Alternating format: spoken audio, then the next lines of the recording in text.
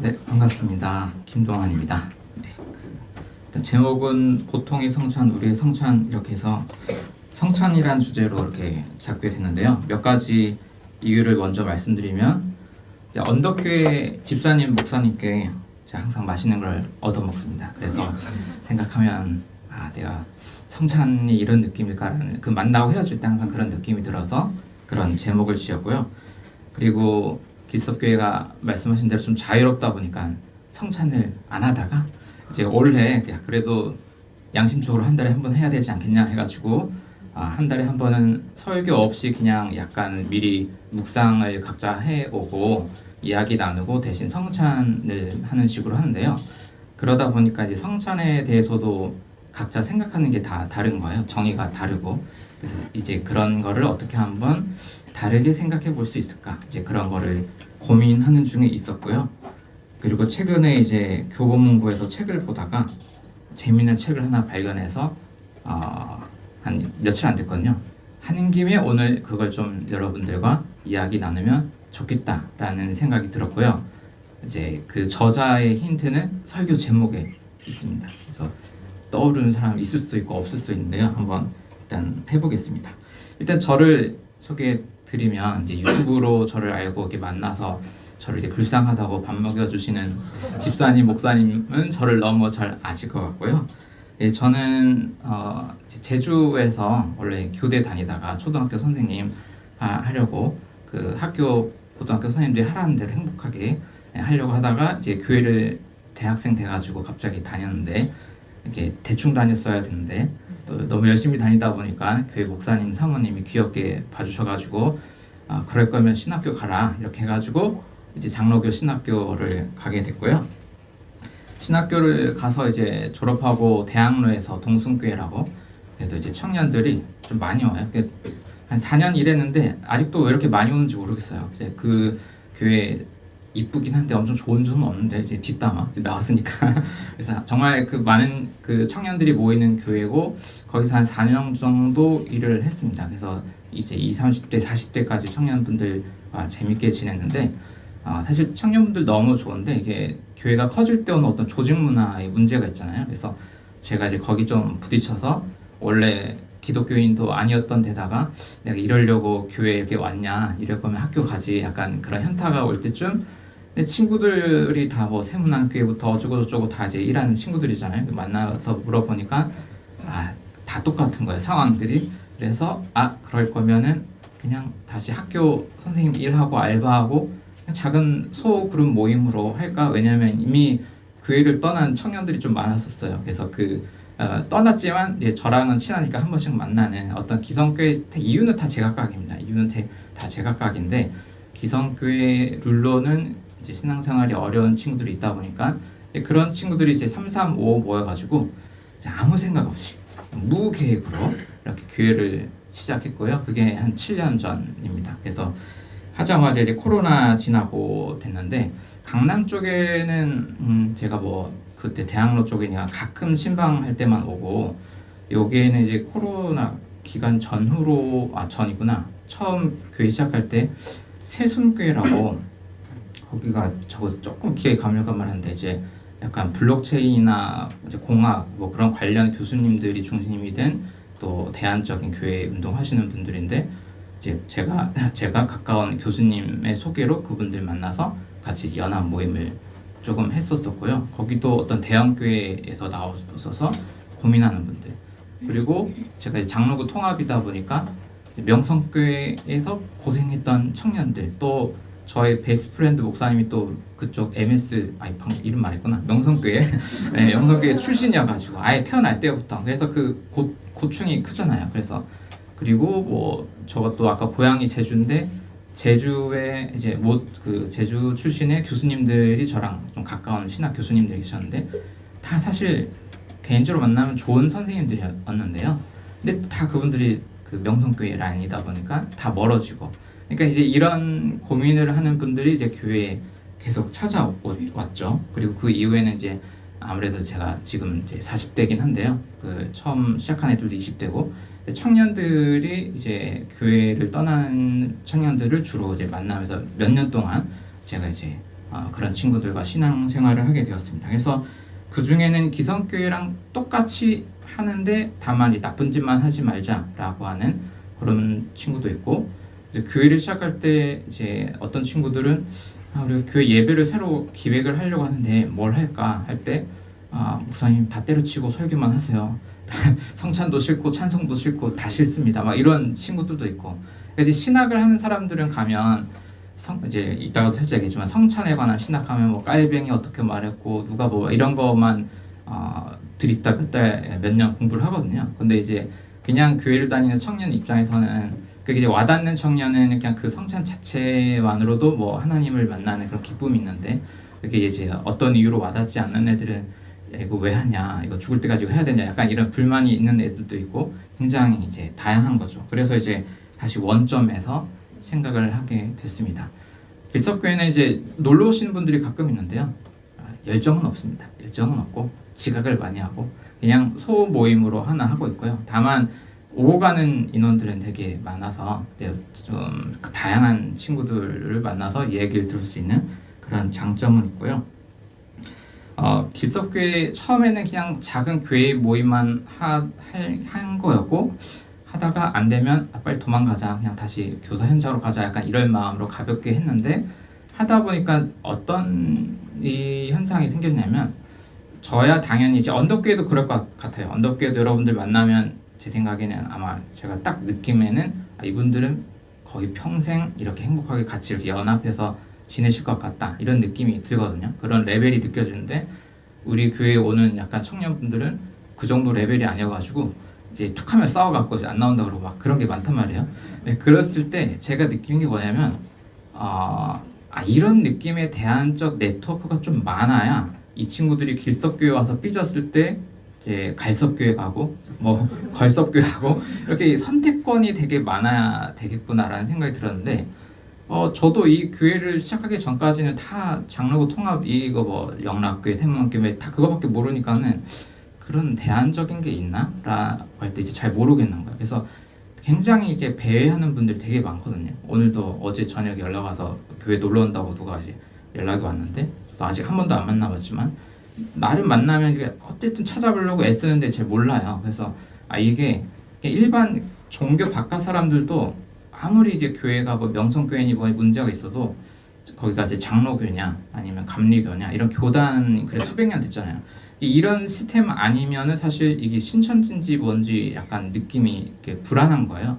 그러다 보니까 저도 느낀 게 내가 길석교회 물론 오는 분들 평생 만나고 싶지만 현실적으로 그렇지 않은 경우 너무 많고, 그러면 교단 바깥에 다른 대안적 그 문화, 대안적 교회들이 이렇게 있다라는 문화를 만드는 게 필요하겠구나라는 생각도 하게 됐어요. 그러면서 이제 저희 이제 교단에서 조금 화가 많이 난 교수님 중심들이 몇 분이 또 이렇게 해가지고 한국예수교회 연대라고 우리 뭐 하려고 한다 해가지고 저도 처음에 낄까 말까 하다가 이제 껴가지고 거기서 일을 하면서 이제 주중에는 이런 목사님들 이렇게 모여서 하고 있는데, 거기도 뭐 인원이 100명이 안 됩니다. 100명이 안 되고 이제 기도 제목 주시라고 해서 이제 드렸는데 3월 19일에 공간 세길 거기도 이런 대안적 교회로 이제 언덕교회한테는 좀 밀리는 것 같아요, 제 생각에는. 근데 이제 굉장히 신뢰할 만한 교회 있잖아요. 거기서 성서와 이단, 이제 정죄하는 교회에서 긍정하는 교회로라는 제목으로 이제 여러 목사님들, 교수님들, 뭐 이하여대 교수님도 오시고 모여서 이단이라는 단어가 이제 어떻게 누군가를 공격하는 데로 사용되었는지 이런 거를 이제 하려고 해요. 그래서 하시는 분들도 이런 활동하면서 만난 분들 제가 꼬드겨가지고, 왜냐면 이단이라는 말 나오면 무섭잖아요. 그래서 대부분 이게 이상한 말이란 건 아는데 이렇게 나서려고는 안 해서 제가 꼬드겨서 영상을 내가 이쁘게 찍어드리겠다, 걱정하지 말아라 해가지고 한번 스타트를 하게 됐고요. 이미 그래도 생각보다 많은 분들이 신청해 주셔서 새로운 문화를 만드는데 재밌겠다라는 생각이 들었습니다. 그리고 이제 제가 이제 코로나 때 갑자기 그 코로나가 오면서 초등학교 일을 못 하게 돼가지고, 그래서 이제 중간에 알바를 하게 된 곳이 있어요. 그래서 솜니움 기독교 정치사회 연구소라고, 거기는 약간 이제 기독교 신학과 정치사회 이론을 가지고 공부하는 책 모임만 좀 머리 아픈 거 하는 약간 그런 데인데, 그거를 잠깐 알바를 했다가 지금 얼떨결에 대표를 맡아서 교회는 작게 이렇게 하고 이제 이런 목사님들 네트워크랑 공부 모임이랑 어쨌든 크게 볼 땐 다 기독교와 관련되어 있는 이 작은 이런 모임들을 하면서 지내고 있습니다. 참 이렇게 하면서 느낀 점은 제도권 교회, 제 이제 친구들이 기성교 다니는 친구들이 많으니까 그 친구들은 되게 묶여 있어서 이제 생각이 또 거의 비슷하거든요. 근데 이제 어쩔 수 없이 그런 친구들이 많고, 근데 이제 제가 처음에 이런 고민을 뉴스엔조이랑 해서 책을 냈을 때도 원불교에서 연락이 와가지고 원불교 방송 막에서 해서 이런 인터뷰 막 하고, 지금은 되게 사실 보자고 얻는 규모의 모임들이에요. 하니까 또 클래스 원원이라고 조금 아마 대학생분들이 많이 알 텐데 디자인이나 미술이나 이런 거 주로 강의하는 플랫폼이에요. 종교 플랫폼 아니고, 거기서 이런 기독교 커뮤니티 교회 새로 만들려면 어떻게 그냥 강의해 줄 수 있냐 해가지고 이렇게 하거든요. 근데 되게 어설프고 참 이게 누가 보면 교회야? 할 만큼 되게 애매하게 모임을 하고 있는데 자꾸 종교 바깥에서는 그런 요청들이 많아요. 그거 보면은 세상 사람들이 조금 안 무서운 기독교 교회 모임이 있었으면 좋겠다라는 바람이 있는 것 같아요. 뭐 규모가 크든 작든 상관없는데, 왜냐하면 이제 저도 이제 옛날에 그 초등학교 일 나갈 때 옆에 막 선생님 책상에 막 기독교 막 성경 꼽고 있고 그러면 일단 피해야 되는데, 약간 조금 이거 마주치면 큰일 난다, 약간 이런 느낌이 들거든요. 그러니까 근데 좋은 기독교인이 참 많잖아요. 그런데 이제 기독교 하면 이미지가 너무 무섭고 막 뭐 술 마시면 막 혼낼 것 같고 막 공격할 것 같고 막 이러니까 너무 무서워가지고 세상 사람들도 조금 좋은 의미의 교회 모임이 생기고 많아지는 건 관심이 많나 보구나. 이웃종교도 그렇고, 클래스 1은 제가 볼 때 종교 컨텐츠 하면 되게 이미지 안 좋을 것 같은데 왜 그런지 모르겠는데, 어쨌든 그런 커뮤니티도 이런 연락이 오는 거 보면, 그래서 지금 열심히 촬영하고 있는데 세상은 좀 따뜻하고 환대하고 그런 신앙인들의 모임을 기대하고 있고, 또 그런 관심 있는 분들이 모여서 하면 분명 좋은 시너지가 생길 것 같다, 그런 생각을 합니다.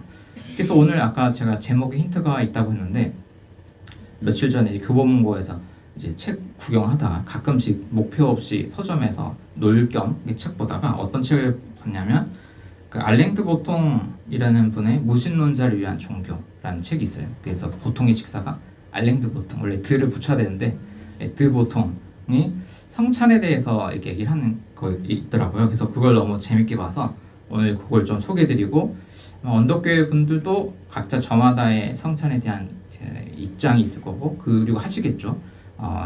그냥 제 생각에 이미 수준 높은 정의들이 다 있을 것 같고, 그냥 저렇게도 생각하는 사람이 있구나 정도로 재밌게 봐주셨으면 좋겠습니다. 그 알랭드 보통은 이제 약간 철학이기도 하고, 뭐 현대 사회, 제가 이제 청년들 주로 만나다 보니까 불안, 우울, 이거 완전 디폴트 값입니다. 너무 많아요. 그래서 우울하고 불안하고 이런 친구들이 굉장히 많고, 그래서 저도 이제 가끔 그런 책들을 보고 하는데, 그런 관련된 책과 소설 이런 것도 많이 쓰셨고, 그리고 이제 스위스 추리 출신이더라고요. 제가 이제 저희 교회 코로나 때 온라인으로 친해졌던 분이 유엔에서 한국 분인데, 유엔 사회개발기구에서 일하시는 선생님인데 줌으로 이렇게 온라인으로 같이 하시다가 초청해 줘서 유엔에 갔다 왔어요. 그래서 가는 김에 여기 취리도 갔다 왔거든요. 취리가 제가 이제 장로교에서 공부할 때 그 누구죠? 깔뱅 말고 쯔빙글, 그러니까 그 깔뱅 동네 가고, 전에 루터 있는 그 피에르 성당 맞죠? 루터가 아니고 깔뱅이구나. 피에르 성당 가고 했는데 취리에가 여기가 더 규모가 크더라고요. 그 민소그로스터 성당부터 그 동상 막 이런 거 보면은. 근데 우리가 신학교 다닐 때는 취리는 조금만 하고 넘어갔거든요. 왜냐면 성찬에 대한 여러 입장 중에 취리는 어떤 입장이냐면 이거는 기념이지 무슨 깔병처럼 영적 임재고 뭐고, 그러니까 장로교 안에서도 그러다 보니까 저희는 주로 이제 루터교나 카톨릭으로 하면은 이거 진짜 예수님 뭔가 표현해 이렇게 교육을 배우고 여기에 맞는 철학적 그 근거들을 배워요. 근데 이제 장로교는 깔병주의로 하면 막 그렇게 막 화치설은 안 돼. 하나님의 영이 임하는 거야. 막 약간 이렇게 뭉텅그려가지고 그냥 대충 이해해. 약간 이런 거거든요. 근데 이제 시빙글리도 우리 라인인데 여기는 그러지 말고 이거는 그냥 예수님 그냥 기념하는 거야, 떠올리는 거야. 근데 생각해보면 이런 입장의 청년들이 되게 많아요. 근데 이제 교회에서는 약간 이제 모든 예식은 좀 그렇게 가진 않죠. 그런 건데, 취리를 보니까 그게 생각났고, 알랭드 보통이 자기소개를 하는 그 그 단락을 몇 개 제가 시기를 보면서 아직 괜찮죠? 시기를 보면서 할 텐데요. 책의 앞부분에 이게 너무 재밌었어요. 그래서 조금 한번 제가 인용을 해볼게요. 어떻게 처음에 자기 소개를 하냐면요. 나는 철저하게 무신론적인 가정에서 자랐다. 부모님 모두 세속적인 유대인이셨고 신앙이란 대체로 산타클로스에게 따라붙는 그 무엇 정도로만 생각하셨다. 언젠가 아버지 때문에 누이 동생이 결국 울음을 터뜨렸던 적도 있었다. 지구를 떠난 신이 우주의 어딘가에 거주하고 있을지도 모른다는 여동생의 생각을 아버지가 몰아내려고 하다가 벌어진 일이었다. 당시 누이의 나이는 겨우 8살이었다. 자신들의 사교 서클 속에 있는 사람들 중 누군가가 은밀한 종교적 감상을 품고 있었던 것이 발견될 경우 부모님은 마치 퇴행성 질환 진단을 받은 사람들을 바라보는 듯한 측은한 눈으로 그들을 바라보곤 했다. 그리고 그 이후로는 결코 그들을 다시 진지하게 대하지 않았다. 비록 부모님의 태도에 의해서 강하게 좌우되었지만 20대 중반에 나는 신앙 문제로 위기를 겪었다. 나의 의구심은 바흐의 칸타타를 들으면서부터 비롯되었으며 조반니 펠라니의 성모 그림을 보면서 더욱 발전했고 선 건축에 입문하면서 점점 더 압도적이 되었다. 그러다가 몇 년 전에 아버지가 돌아가시자 나는 비로소 어린 시절에 주입된 교조주의적 원칙에 관한 나의 모호한 감정을 직시하기 시작했다. 하나님이 존재하지 않는다는 나의 확신만큼은 일생 동안 결코 흔들린 적이 없었다. 그리고 나는 그 초자연적인 내용에 반드시 굴복하지 않고서도 종교와 관계하는 방법이 있을지도 모른다는 생각으로 인해서 해방감을 느낄 수 있었다. 보다 추상적으로 설명하면 아버지에 관한 애틋한 추억을 굳이 망치는 일 없이도 교부들에 관해서 생각할 수 있는 방법이 있을지도 모른다는 것이었다.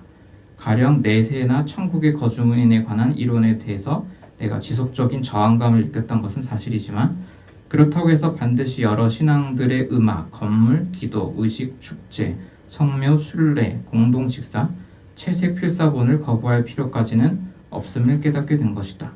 신앙인들의 여러 가지 관습과 테마를 상실함으로써 세속사회는 불공평하게도 너무 빈곤해지고 말았다. 이렇게 이야기가 이제 시작이 돼요. 일단은 요 설명 듣고 약간 불만이 생길 수도 있는 분도 있고 아니면 와 어떻게 종교인이 아닌데도 이렇게 친화적일까라고 긍정적으로 보실 수 있는 분도 있을 것 같아요. 저는 사실 어떤 이론적 내용 정리가 되면 예를 들어 성찬이면 성찬은 이론적으로 이겁니다. 그러니까 우리가 이렇게 해야 합니다라는 정합적인 걸 되게 중요하게 생각해요. 그래서 사실 알랭드 보통 같은 이런 애매모호한 태도를 안 좋아하거든요. 신이 없으면 없는 거지 왜 또 막 찬송이나 성찬을 좋아해. 그냥 시간 아깝게 이런 입장인데 근데 이런 청년들이 있어요. 약간 저는 모태신앙 아니라고 했잖아요. 근데 태어날 때부터 엄마 아빠 장로님 목사님 밑에 자랐는데 그 어떤 친구들은 또 목사님 자녀도 엄청 열심히 하는 친구들도 있고 그런 친구도 최근에 우리 교회 와서 하고 있어요. 근데 어떤 분들은 이제 이런 걸 견디지 못해서 자기만의 방식으로 진화를 해서 이런 초월적 개념들을 다 상쇄를 하고 대신 교회를 공격하고 비판하는 게 아니라 이런 교회의 기도와 큐티와 이런 거 엄청 좋아하는 거예요. 맨날 큐티를 하고 자기 엄청 막 이렇게 하는데 예를 들어서 죽음 이후 부활 이런 게 엄청 싫어하고 신은 그래도 있죠. 근데 없는 것 같은데요. 약간 이러고 근데 되게 논리적으로 제가 납득하기 어려운 건 그런데 왜 큐티를 하시지? 그런데 왜 이렇게 열심히 하는 거야? 헌금도 열심히 하고. 그러니까 제가 제 논리로는 이해가 안 되는 그런 분들도 있어요. 오늘도 그 부분이 설교를 하셨어요. 그래서 제가 여기 오니까 제가 몸이 약해서 설교 2번 안 됩니다. 좀 도와주세요. 설교해주세요. 해가지고 하거든요. 근데 그분이 알랭드 보통까지는 아닌데 좀 비슷해요. 그래서 그런 분과 이렇게 같이 지내다 보니까 이게 논리로 이렇게 되는 건 아니구나. 그리고 제가 아까 얘기한 솜니움 이런 거 공부하다 보니까 뭐가 있냐면요. 예를 들어 레비나스 이런 사람들 있잖아요. 전쟁이나 학살 문제로 이제 유대인이든 기독교인이든 신존재에 관해 고민하는 사람들은 늘 자기가 언제는 유신론이었는데 이 고민을 하다 보니까 내가 또 무신론이 되기도 하고 왔다 갔다 하면서 자기 신앙을 찾아가더라고요. 그런 언어들을 그렇게 써요. 물론 리차드 돈키슨처럼 무신론의 입장으로 막 기독교 어떻게든 깨부시고 싶어가지고 이런 분도 있지만 그냥 자기 신앙의 여정을 표현하는 게 유신론보다 무신론이 좀 더 왜 맞는 것 같지? 약간 이런 분들도 있더라고요. 그래서 저는 아닙니다. 저는 그런 입장은 아니에요. 그래서 저는 어떤 종교적 체험으로 이제 이쪽에 입장 이렇게 들어와가지고 그리고 부활 없으면 이런 거 안 할 것 같아요. 이제 저는 약간 그 계산을 하는 편이어가지고 죽음 이후 사후 세계도 없고 이러면 되게 목사에게 볼 때 이게 수지가 안 맞는데 그래서 안 하는 약간 그런 입장이고 근데 제가 만나는 청년들은 저랑 다르게 그렇게 계산을 하지 않고 그냥 어쨌든 자기 방식으로 소화를 해서 하는 분들이 있다더라. 그래서 알랭드 보통의 글을 볼 때 그럴 수도 있겠다라고 생각이 들었고 근데 여기서 배울 점은 뭐냐면 그런 종교 바깥의 사람들이 지금 여기서 보면 종교가 무너지면서 세상이 삭막해졌다라고 하잖아요. 저는 이제 목사로 살다 열받아서 그런지 그냥 교회 다 없어져도 좋을 것 같은데 약간 이런 입장인데 이 사람들은 왜 그럴까? 그리고 그 중에 성찬에 관해서 하는 얘기가 되게 인상 깊었거든요. 그래서 그 부분도 한번 제가 읽어 드려볼게요. 어떻게 시작하냐면요. 현대사회에서 어떤 공동체에 들어가는 방법의 핵심에는 각자의 일에서의 성공에 대한 찬양이 놓여 있다. 어떤 파티에서 맨 처음 받는 질문이 무슨 일을 하십니까? 일 때 우리는 그 공동체의 출입문에 맞닿고 있음을 직감한다. 즉 이 질문을 받고 우리가 내놓는 답변에 따라서 우리가 저 하찮은 작자들로부터 따뜻한 환영을 받을지 아니면 결정적으로 버림을 받을지가 좌우되기 때문이다. 자, 이렇게 말하면서 사람들은 결국 세상 사람들이 친구 관계를 맺고 식사를 하고 이렇게 모든 미팅들은 결국 자기가 뭘 이뤄냈느냐, 사회적 지위가 뭐냐에 따라서 된다라는 거죠. 근데 저도 생각해보면 저의 친구 카톡방에 한쪽은 초딩쌤들, 한쪽은 우리 목사님들. 그래서 약간 어떻게 제가 처음에 그렇게 짠 건 아닌데 자기 그 학위라든지 약간 이런 것들 그 친구들 청년들도 봐도 아무래도 그 수입에 따라서 노는 게 조금 다르잖아요. 그러다 보니까 얘네들도 처음 나 월급 200만 원 이하라는 친구랑 안 놀아야지 막 이렇게 하는 애들은 없어 보여요. 그런데 자기 이제 직장과 자기 씀씀이와 그리고 여가 생활에서 주로 친구가 돼 이러다 보니까 약간 이런 성향이 있는 것 같고 알랭드 보통은 이게 조금 문제가 아닐까? 라고 얘기를 해요. 그러면서 이분이 교회를 좋게 보는 이유를 뭐라고 설명하냐면 그런데 교회는 단순히 세속적인 성공이 중요하지 않다고 주장하는 데에서 멈추지 않았다. 여러 가지 방법을 통해 교회는 우리가 세속적 성공 없이도 얼마든지 행복하게 살 수 있다고 가르쳐 주었다. 애초에 우리가 지위를 얻기 위해서 노력하는 이유를 정확히 간파함으로써 교회는 그 안에서 우리가 계층과 직위에 대한 집착을 기꺼이 포기할 수 없는 환경을 만든 셈이다. 이렇게 얘기를 합니다. 뒤에 더 있지만 쉽게 얘기해서 이런 아름다운 예배와 성서에 대한 고민이 우리가 친구가 되는 매개잖아요. 신앙에 대한 고민. 여기서는 당신의 이제 학위라든지 월급 수익이라든지 여기 친구가 되는 문턱이 아니라 종교적 이런 감수성 때문에 친구가 되는 것이기 때문에 그런 성취 기준으로 만나지 않는다. 그리고 이거는 꼭 기독교뿐만 아니라 이런 공간이 사회에 더 많아져야 된다. 이렇게 얘기를 해요. 그러면서 이 미사, 여기서 이제 카톨릭 미사라 하니까 미사의 우월성이란 이런 두려움들을 바로잡아주는 건데 미사가 이루어지는 건물은 대부분 화려하다. 비록 엄밀하게는 인간의 평등을 기념하기 위해서 받쳐진 건물이긴 하지만 그 건물의 아름다움은 웬만한 궁전을 뛰어넘기도 한다. 이렇게 얘기를 해요. 제가 이제 교회를 개신교에서 힘들어하는 분들을 보면 그냥 대안적인 모임을 찾는 분들이 있고 종교고 뭐고 다 그만둔 분들이 있고 그 다음에 또 한 부류 분들은 사실 알랭드 보통처럼 성당이나 성공에 약간 이쁜 건물 예배로 가요. 친교는 안 하고 저는 거기도 가고 우리 소모임 하러 우리도 와라 약간 이렇게 하고 있긴 한데 저는 요게 좀 어려운 이유는 여기 그분들에 물어보면 나는 이런 미학적 감성 중요하다 이렇게 얘기하더라고요. 근데 이제 저는 종교 노동자로 살아보다 보니까 그런데 성당 가면 사진 찍는 건 좋아하는데 신부님들 어떻게 일하나 막 급이 어떻게 되지 막 이런 게 본능적으로 먼저 떠올라서 약간 종교적 감성으로는 와닿지 않게 크면 클수록 이거 만들 때 힘들었겠지 약간 이 생각이 먼저 떠올라서 안 되는데 알랭드 보통은 이렇게 목사로 전도사님 안 해봤으니까 이렇게 글도 쓸 수 있는 것 같고 네 그렇습니다. 근데 어쨌든 그러다가 이제 알랭드 보통도 책의 뒷부분에서 이 성찬 챕터에서 조금 이게 의례화되면서 이 성찬이 이런 의미가 있는데 자꾸 예배 안에서의 하나의 리추얼화만 되는 거를 비판합니다. 그래서 어쨌든 낯선 사람들과 함께 식사할 수 있는 거가 그런 특별한 거고 이게 종교적인 거고 저도 아까 이제 길석교 얘기를 했지만 여러분들과 달리 이공삼고는 진짜 저도 아직 이해를 못하겠어요. 왜 이것 때문에 싸우는지 사실 아무리 몇 년을 제가 공부를 하고 저도 막 나름 상담책, 심리학책 뭐 이거 보는데 이해는 안 돼요. 어쨌든 정말 상상할 수 없는 다양한 주제들로 이렇게 싸워요. 정말 초갈등 사회이거든요. 근데 그럴수록 뭔가 이 중립이 공간, 이 느낌 그런 신을 믿기 때문에 예를 들어 뭐 정치주의, 너 이 정당 좋아하고 난 이 정당 하면 큰일 난데 이런데도 불구하고 이 공간에 들어올 때는 약간 그 중화될 수 있는 그런 거 있잖아요. 그러니까 야 그래 밥이나 먹자, 그래 커피 한잔 해, 뭐 얘기해봐. 약간 이럴 수 있는 예수님 아니었으면 내가 한 대 때렸을 텐데 예수님 사랑하라고 하니까 일단 한번 드러나 보자. 약간 이럴 수 있는 게 교회라는 독특한 공간인 것 같고 이런 공간이 너무 필요한 것 같아요. 알랭드 보통이 나는 물론 이분은 교회 그렇게 안 다니겠지만 이분이 볼 때도 그런 공간이 필요하고 세상도 그런 공간을 너무 필요로 하지 않을까 싶습니다.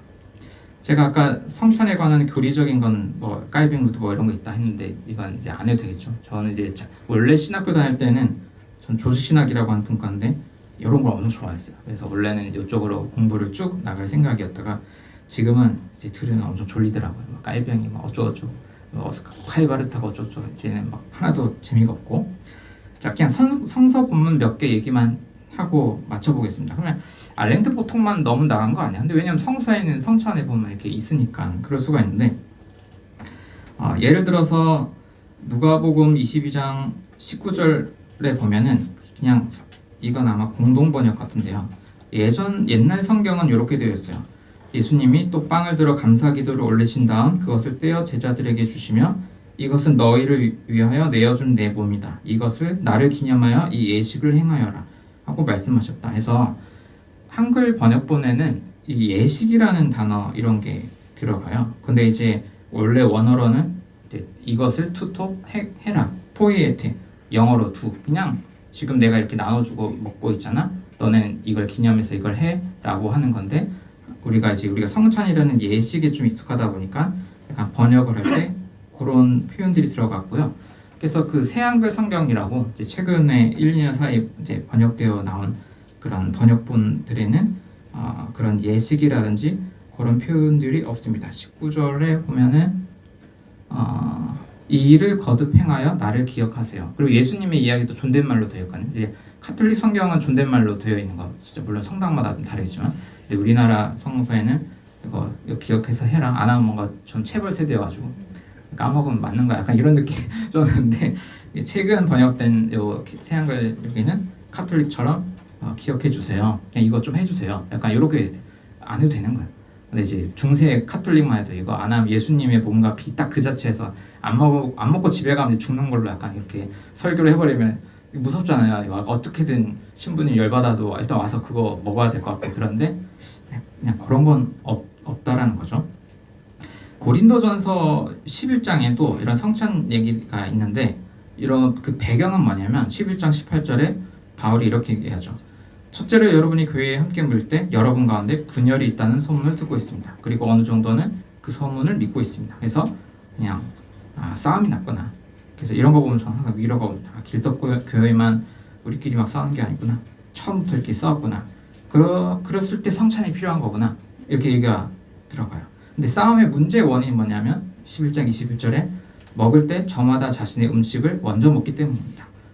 그래서 어떤 사람은 못 먹어서 배가 고파진다. 그러니까 싸우는 게 제가 보니까 자기 먹을 거 싸우는 걸 뭐라고 하던데 그래서 자기 이제 가져올 수 있을 만큼 가져와서 나눠 먹는 건데 누구는 난 많이 가져왔으니까 난 배가 고프니까 빨리 먹을래 이럴 수 있잖아요. 근데 이제 멀리서 온 사람들은 아무래도 도심에 멀리 있는 사람들이 가난한 사람일 확률이 좀 높죠. 차도 없을 거고 그러면 늦게 올 테고 같이 식사가 안 되겠죠. 물론 그 이면에는 나는 요 성 안에 있는 사람 입장에서 저기서 오는 가난한 사람들과 같이 식사하는 건 아니지 않나? 라는 그 사회적 그 당시 고대의 그런 신분 그 시스템이 작동했을 수 있겠죠. 이제 그런 분열에 대해서 바울은 이제 다시 성찬의 얘기를 합니다. 그때 나오는 게 성찬 본문이고요. 주님께서 전해받는 것을 여러분에게 전해줍니다 하면서 우리가 주로 성찬 때 하는 그 본문을 딱 얘기하고, 그래서 하는 말은 뭐냐면, 그러니까 고린도전서 11장 27절에 누구든지 부적절하게 이 빵을 먹고 잔을 마시는 사람은 주님의 몸과 피를 거스르는 거다. 각 사람은 자기를 점검해야 한다. 그리고 나서 빵을 먹고 잔을 마셔야 합니다. 이게 예수님이 복음서에서도 보면 싸우고 나서 화가 난 사람들은 그 다음날 해가 새로 바뀌기 전에 화 풀고 화해한 다음에 예배드리러 오라고 하잖아요. 성찬을 전하는 맥락도 어쨌든 갈등이 있을 때 우리가 성찬을 한다고 하는 우리 몸의 태도가 어떻게 될 것인가, 어떻게 기다려야 되고 어떻게 갈등을 마주해야 될 것인가 라는 것으로 가고 있죠. 근데 이제 이 맥락을 빼고 자꾸 이제 우리는 그 피가 어쩌고 몸이 자꾸 이것만 하다 보니까 너무 리추얼화 되는 것 같아요. 그리고 사도행전 2장은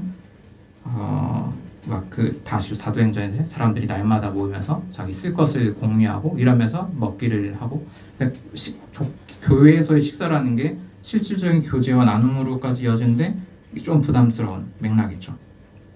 사실 오늘 선택한 본문은 요한복음과 누가복음까지 갔는데요.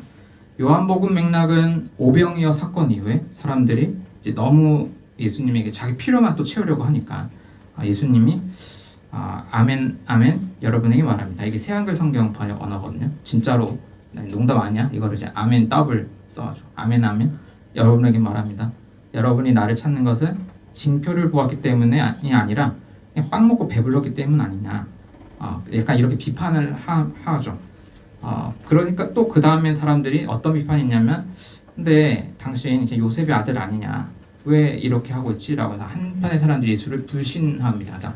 한쪽의 사람들은 예수를 통해 뭔가 얻을 것을 얻으려고 하는 사람이 있고, 한편 예수를 불신하고 공격하려고 하는 사람들이 있을 때 이제 요한복음에서는 이 맥락에서 성찬 이야기가 들어가죠. 그래서 아멘 아멘 여러분에게 말합니다. 인자의 살을 먹고 그의 피를 마시지 않으면 여러분 안에는 생명이 없습니다. 그러니까 그 성찬이라는 이야기가 각 그 여러 전승에서 어떤 맥락이 있고 풀고자 하는 문제점들이 있고, 그 안에서 이제 여러 각도로 사실 이것들이 전승되어 왔다고 생각하시면 될 것 같아요.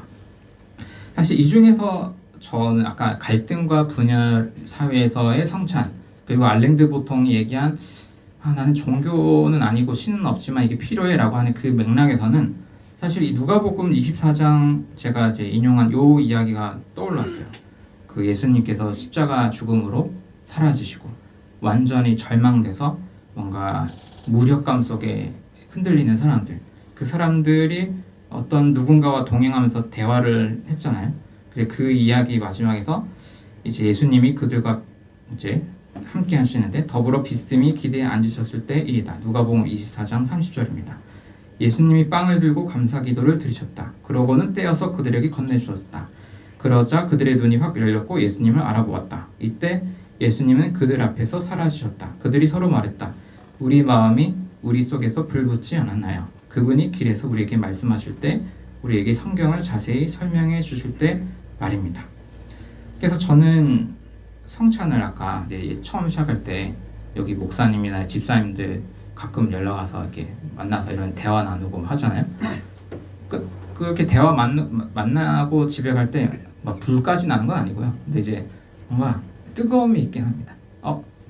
나 똑바로 해야겠다. 나 열심히 해야겠다. 이런 분들들, 아니 자기 이렇게 교수님 일하시는데도 교회 하신 분 있고, 자기 의료 쪽 바빠 죽을 것 같은데 지금 와서 이런 얘기하면 커피 마실 시간 없으실 것 같은데 막 이렇게 하는 분들도 있잖아요. 근데 나는 어쨌든 본업으로 이렇게 하는 사람인데 있잖아요.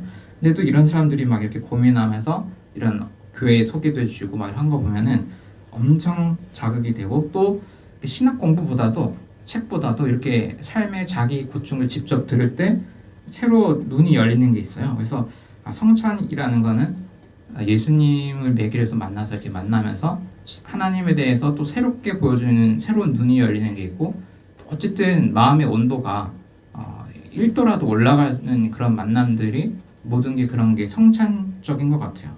그래서 어떤 분들은 기념의 의미가 있을 수 있고, 어떤 분들은 또 우리 신학적으로 이게 직접 인지하는 이렇게 영적 인지설이든 화채설이든 그런 식으로 이렇게 이해돼서 에너지가 오는 분들이 있을 수 있고요. 그것보다도 어떤 분들은 또 그냥 이렇게 연결되고 성취 기준이 따르지 않은 만남들이 연결되고 또 새로운 사람들과 만날 수 있는 거 그런 게 중요할 수도 있겠습니다. 길석교에서 저는 어떤 느낌으로 하냐면요.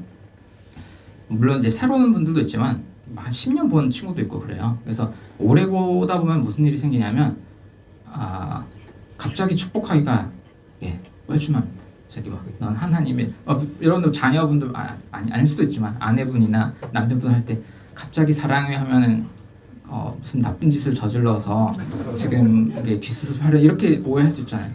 성찬을 안 하다가 하려는 이유가 뭐냐면 안 하다 보니까 당신은 정말 하나님의 그 선물입니다 이렇게 생각하거든요. 근데 이제 10년을 봐버리면 저도 이제 출신이 제주 출신이라서 절대 그런 말 안 하고 싶은 거예요. 그렇게 생각한다고 할지라도 내 입 밖으로는 절대 그런 표현을 하고 싶지 않아요. 처음 보는 사람끼리는 할 수 있어요. 처음 보니까 그래 한번 보고 말 거니까. 그랬을 때 이 예수님의 이야기를 함께 읽고 이 성찬이라는 걸 하니까 근데 자연스럽게 이렇게 축복할 수 있게 되더라고요. 그래서 뭐 깔뱅이 어쩌고 그렇다고 일단은 다 됐고 일단은 우리가 그런 서로를 진심으로 바라보면서 하는 기도를 하려면은 우리 이 사랑이 부족한 우리가 할 때 이게 필요하다. 성찬이 약간 그래서 이제 하게 됩니다. 아마 언덕교에서도 새로운 다른 이유들이 있을 것 같은데요. 오늘 알랭드 보통 이야기 기억해 보시고 일부러 성찬에 관한 짧게 여러 본문을 그냥 다 봤는데 그 중에 하나라도 얻어 걸리는 게 있으시겠죠. 보시면서 얻어 걸린 거 있으시면 각자의 이유로 성찬을 이렇게 내면화하시고 참여하시고 어떤 방식으로든 서로를 축복하시며 살아가셨으면 좋겠습니다.